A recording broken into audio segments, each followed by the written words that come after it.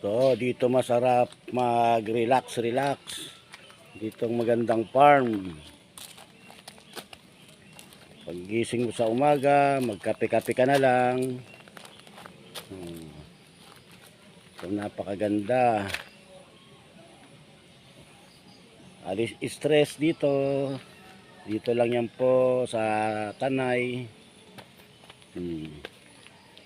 Ganda, di ba? Tatapos lang natin magkape.